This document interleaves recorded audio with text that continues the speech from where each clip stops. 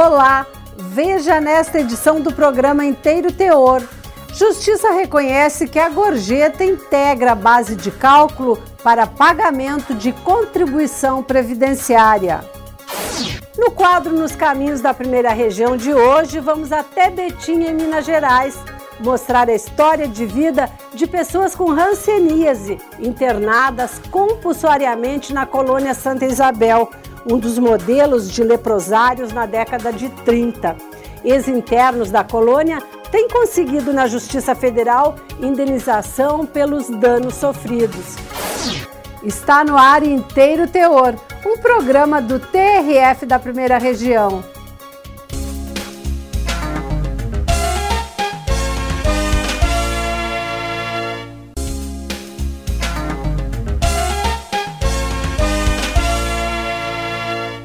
TRF reconhece que a gorjeta de empregados de bares, restaurantes e hotéis deve fazer parte da base de cálculo para efeito de contribuição social. Confira na reportagem de Daniela Garcia. Em todo o Brasil, a cena se repete. Conforme o fim de semana vai se aproximando, os bares começam a ficar lotados. E isso é sinônimo de muito trabalho para os garçons, mas também de um dinheiro extra para esses profissionais, porque a gorjeta, no fim das contas, acaba complementando bem o salário dos garçons. Uma ajuda muito boa, né, devido ao nosso salário, porque sem a gorjeta, a gente não tem uma estimativa, caso o salário da classe ele não supre muito nas nossas necessidades dentro de casa, no dia a dia. Então, com a ajuda da gorjeta, é o que realmente faz a diferença. E Edilson, que trabalha há 6 anos como garçom completa, diz que se não fosse a gorjeta, ele provavelmente iria procurar outra profissão. E se essa renda extra fizesse parte da remuneração, como seria? Para mim, e como os outros meus companheiros, achamos que melhoraria, sim, bastante. Porque você vai ter tuturamente, devido à previdência, aposentadoria, você já ia se aposentar com um salário bem maior, não com o que a gente já tem. FGTS já seria um pouco maior, todos os encargos que a gente poderia receber. A dona do estabelecimento em que Edilson trabalha explica como funciona essa questão na empresa. Não fazemos nenhum tipo de retenção de nenhum valor desse dinheiro que o cliente repassa para eles.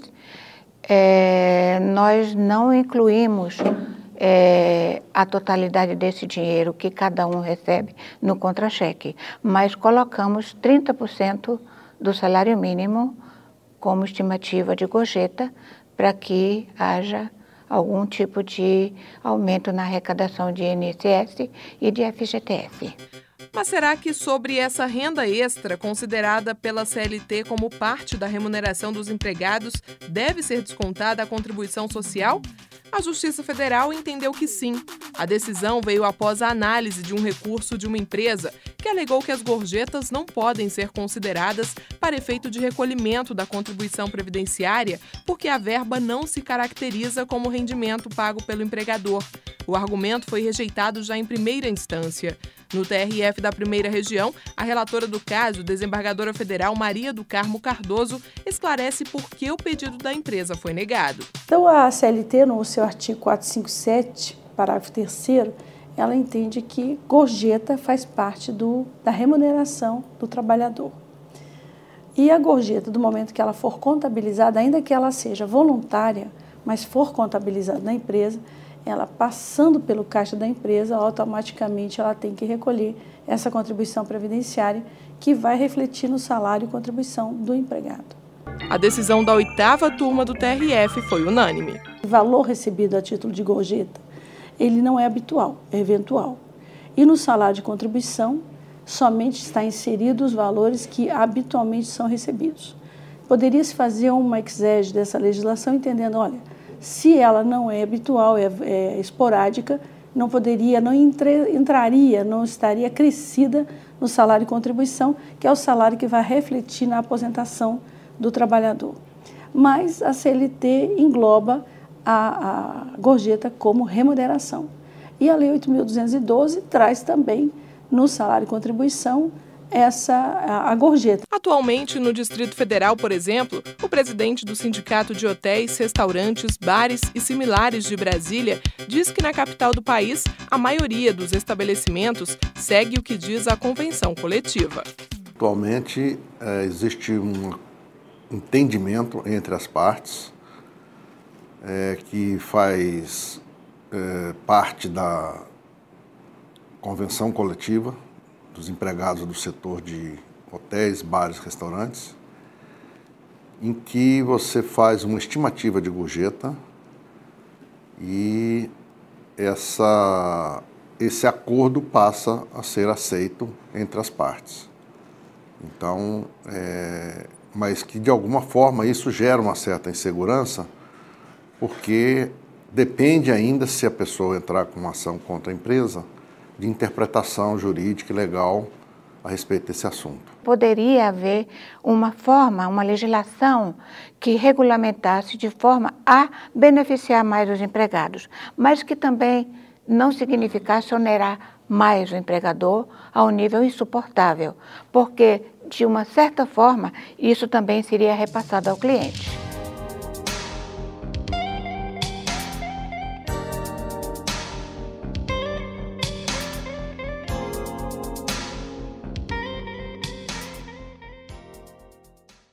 Depois do intervalo, acompanhe a reflexão sobre políticas públicas do Judiciário e celeridade processual.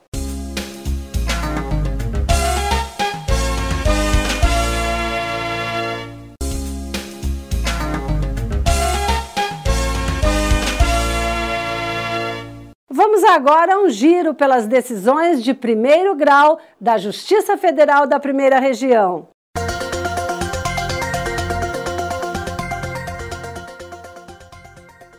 A Justiça Federal do Piauí condenou os Correios a pagar indenização de pouco mais de R$ 4.000 a título de danos morais e materiais pelo extravio de mercadoria. Na ação, a autora relatou ter adquirido um aparelho GPS que apresentou defeitos. O produto, então, foi enviado via Correios ao fornecedor da mercadoria. No entanto, a correspondência não chegou ao destino, tampouco foi devolvida ao remetente. Em sua defesa, os Correios alegaram que a postagem foi feita por terceiros e que o comprovante de postagem se apresentou ilegível. Ao analisar o caso, o juiz Daniel Santos Rocha Sobral destacou que a autora comprovou nos autos que a mercadoria extraviada lhe pertencia.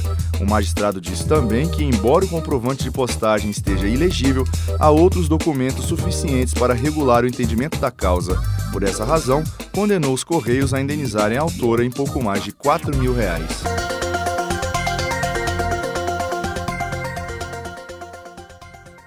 A 11ª Vara negou o pedido de exclusão de municípios do programa Mais Médicos no estado da Bahia, a pedido do Sindicato dos Médicos. O sindicato alegou que diversos municípios baianos vêm afastando médicos que já compõem equipe de atenção básica por profissionais ligados ao programa Mais Médicos. Ao analisar o caso, o juiz federal Rodrigo Brito Pereira Lima entendeu que é incoerente o pedido do sindicato para que a União Federal exclua do programa Mais Médicos os municípios que afastaram os médicos já existentes nos seus quadros de serviço para receber os profissionais ligados ao programa. O magistrado disse também que a União não pode inserir todos os médicos que trabalham nos municípios no programa Mais Médicos para efeito de recebimento de uma complementação salarial. No nosso espaço de ensino corporativo, o professor de Direito Administrativo Roger Aguiar fala sobre políticas públicas do Judiciário e celeridade processual. Desenvolvi a análise e também busquei compreender como que se mostra juridicamente e socialmente falando um princípio muito importante denominado princípio da razoável duração do processo. Esse princípio ele faz parte de políticas públicas voltadas para uma reforma do Poder Judiciário de tal modo a atender às demandas sociais da maneira mais eficiente possível. O princípio da razoável duração do processo entrou no ordenamento jurídico, entrou na nossa lei maior, na Constituição da República, por meio da emenda constitucional número 45. Essa emenda foi publicada no finalzinho do ano de 2004. E observo desde então, um esforço de todos os agentes envolvidos aí nessa ideia de fazer reforma do judiciário, no sentido de promover ações para que este princípio ele se mostre concretizado, né, no meio das práticas do poder judiciário. Nesse sentido, mostrar que a razoável duração do processo é um princípio fundamental fez parte da nossa pesquisa. A duração do processo, no dizer da maior parte da doutrina referente a esse assunto, se demonstra como um desafio para buscarmos o tempo ideal do processo. Razoável duração do processo não significa processo que anda muito rápido e nem tão somente processo que anda muito lento. É necessário se encontrar o tempo ideal para que a nossa atividade jurisdicional seja uma atividade segura e célere. Foi essa a nossa pesquisa, né, e espero que nós possamos estimular mais e mais atores no sentido também de buscar estudar esse assunto. Um grande abraço e até o próximo encontro. Depois do intervalo, não perca a segunda reportagem especial sobre pacientes com hanseníase internados compulsoriamente na colônia Santa Isabel, em Betim, Minas Gerais. Pacientes que sobreviveram à doença em verdadeiros campos de concentração buscam na justiça indenização pelos danos sofridos. Já voltamos.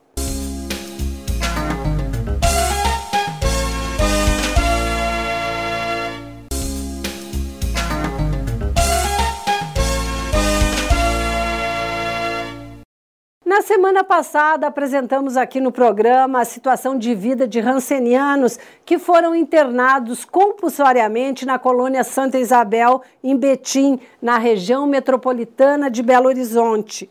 Em 88, quando acabou a exigência de internação compulsória, muitos pacientes permaneceram na colônia por não terem para onde ir. A Justiça Federal tem recebido inúmeras ações de ex-pacientes que buscam receber a pensão vitalícia concedida pela Lei 11.520. Fui até lá conferir esta situação de perto, no nosso quadro Nos Caminhos da Primeira Região.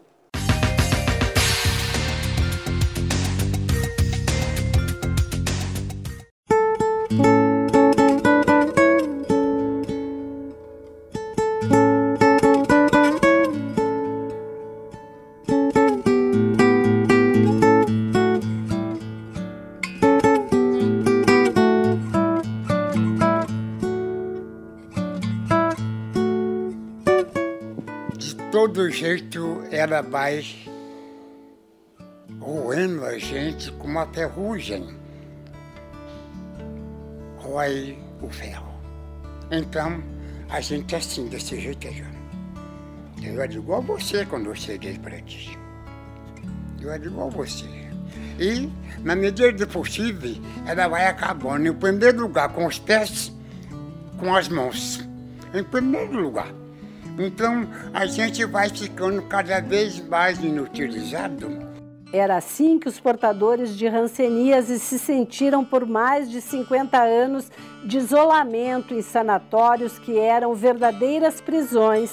A exigência de internação compulsória estava prevista na Lei 610 de 1949, uma lei que determinava ainda outras atrocidades. Ela estabelecia que todo aquele hanseniano, mesmo que curado, e tivesse estigmas que pudessem ser não socialmente aceitos, deveria ser internado compulsoriamente, e também que todo filho de hanseniano nascido deveria ser imediatamente retirado da sua família. Isso acontecia coisa de 2, 3 minutos após o nascimento. A criança era retirada da mãe e deveria ser levada ao preventório. Ali ela deveria ter alguma mãe de leite. No momento do nascimento, a mãe não tinha direito de tocar o paciente, né, tocar a criança e nem amamentá-la. A criança ia para um preventório e era doada a outras famílias. E esses pacientes, e essas crianças que outras famílias não levaram, a intervalo de 18 anos, foi um prazer, muito obrigado, vá para o mundo. As crianças eram separadas das mães e levadas para o preventório. Há inúmeros relatos de mortes e maus-tratos. As pessoas relatam que havia normalmente ali o falecimento das crianças, que não tinham o alimento básico, e as que sobreviviam eram educadas ali no preventório, e depois, em 78, por aí, temos notícias que elas foram reintegradas de novo na colônia. Aí, nesse ponto, já foram entregues a pais adotivos, que não conseguiam mais encontrar os pais verdadeiros. Parente normalmente não pegava filho de ranceniano, é muito difícil, só os que estavam aqui por perto, né? Que ajudou a criar muitos filhos de outros companheiros. Mas lá, quem está distante da ranceniana não sabia, não. Então, eles eram tirados das crianças, dos pais, levados para essas creches, e não tinha, o pior de tudo, não tinha o amor, o carinho que uma mãe e um pai dão para um filho. Não tinha essa criação adequada, né? A senhora, por exemplo, que teve um filho aqui, os filhos não podiam ficar com as mães. Como é que era isso? Levar para a creche. Levar para a creche. Tinha um dia marcado de ir lá na creche visitar. A gente não podia ter uma benção de longe, se trazia criança de longe. Não podia pegar no colo? Não podia ter uma benção. A irmã chegar com o menino lá de longe, não podia nem chegar na porta da creche. Dona Ana sentiu esta dor na pele. Quando chegou na colônia Santa Isabel, ela teve os 2 filhos levados para a creche de um outro sanatório. Sem se conformar, ela foi em busca dos filhos. Deus me abençoou que uma colega minha tinha um filho lá nesse lugar que chama Pindorama e falou que lá era o lugar dos doentes, dos filhos leprosos, né?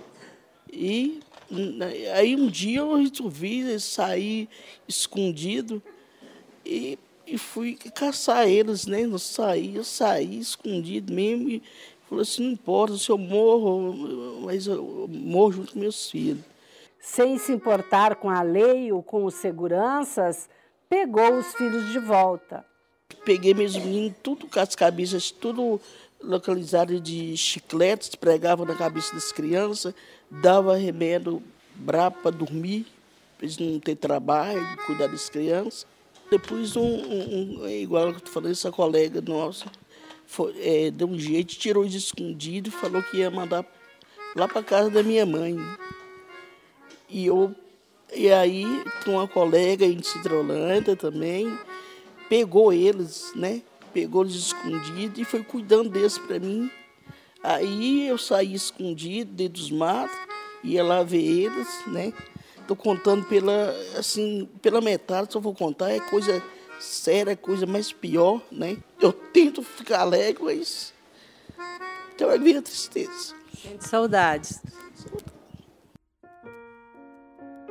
Somente em 1965 foi permitido que os pacientes deixassem a instituição, mas a maioria permaneceu interna, já que tinha consciência que não seria aceita fora dos limites da colônia.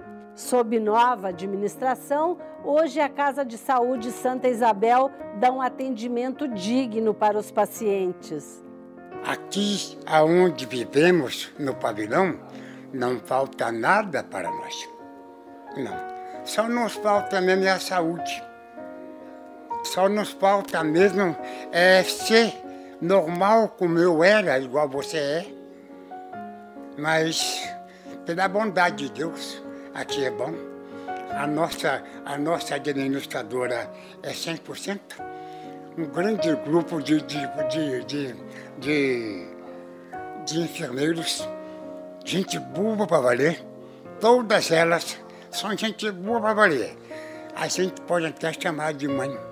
Aqui na colônia Santa Isabel restam cerca de 300 pacientes remanescentes do período de internação compulsória, que por não ter família ou ligações externas permaneceram na colônia. Eles participam de atividades terapêuticas, como esta oficina de reciclagem. Era uma prisão, mas graças a Deus estou aí. Internei bonitinha, novinha, as mãos perfeitinhas, ó. Aí, ó. fazendo tratamento. Mostra a mão aqui, ela está com sequela, mas de esmalte, produzida, de batom. A gente tem de curtir, né? A gente tem de curtir. Bem vaidosa. Eu já dancei muito. Dancei no ano que eu internei, era tempo de carnaval, pulei o carnaval todinho uns dias. Eu estava nova, bonitinha, não tinha 16 anos não, minha filha. Há pouco tempo eu peguei a perna, está com 6, entrou para 6 anos que eu deputei a perna, mas não dei conta de usar a perna. A outra também, essa aqui que foi amputada, mas foi um sacrifício. A maioria perdeu todos os vínculos e vivem na instituição, acaba que nós tornamos a família deles, né? Porque não tem filhos, muitos filhos foram separados, não tiveram mais contatos, alguns conseguiram manter esse vínculo, né, fazendo uma ponte de fora da colônia, mas o que foi muito difícil, mas a grande maioria vivem sozinhos hoje. Em 1988, uma lei determinou o fim da internação compulsória e muitos pacientes deixaram a colônia. Mesmo para estes, a discriminação ainda não terminou. Como alfaiate, seu Paulo passou por uma rigorosa seleção em uma fábrica de automóvel. Aprovado em primeiro lugar, feliz da vida, ele começou a trabalhar e fazer planos. Mas a alegria durou pouco. Passado um mês, ele foi chamado à gerência. O seu endereço que você me deu aqui é da colônia. Eu falei assim, não, mas eu moro na colônia, mas hoje já está, né, tá liberado, eu faço tratamento e tudo. Eu falei, não, mas você não pode ficar aqui dentro. Eu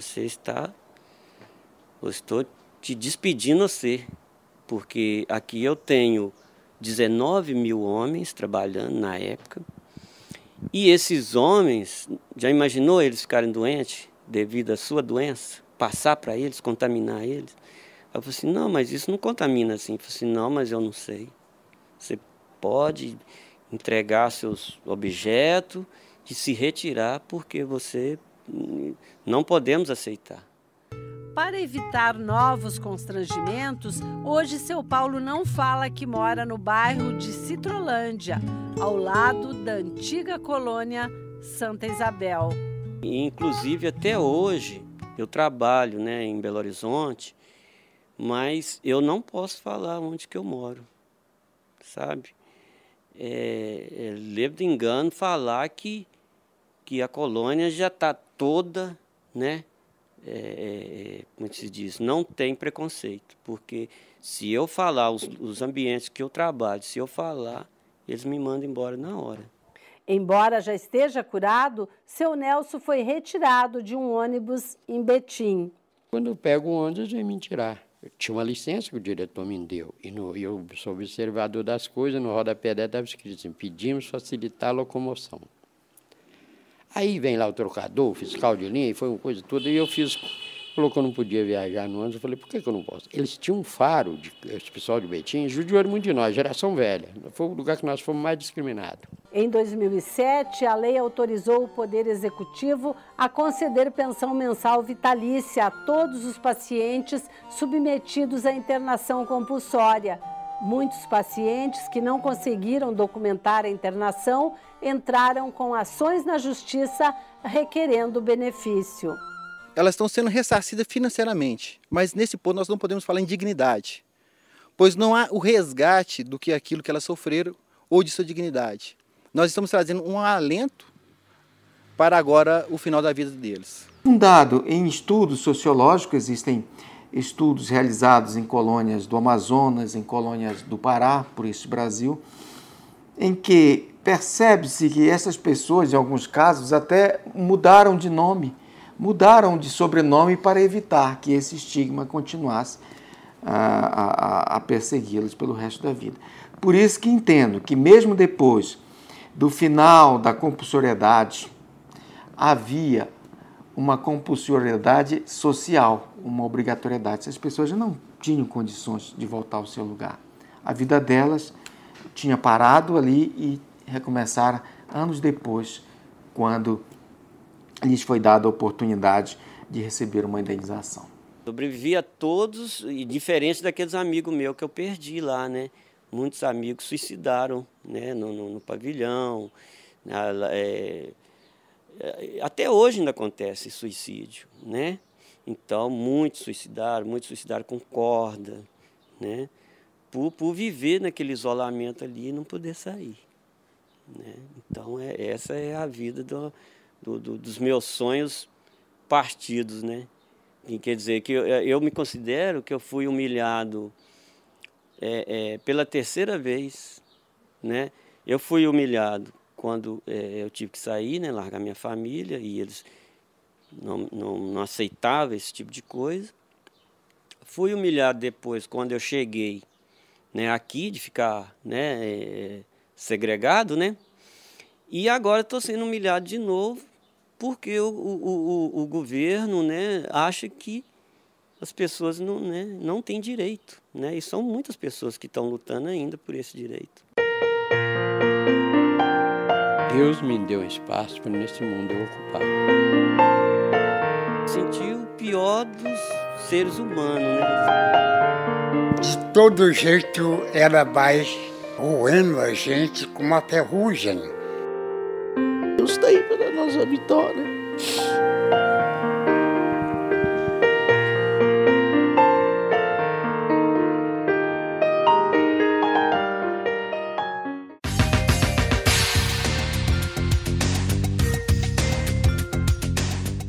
O Inteiro Teor fica por aqui. Voltamos na semana que vem neste mesmo horário.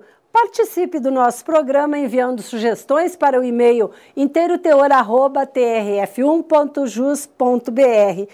Confira também o programa no portal do Tribunal. Até o próximo encontro.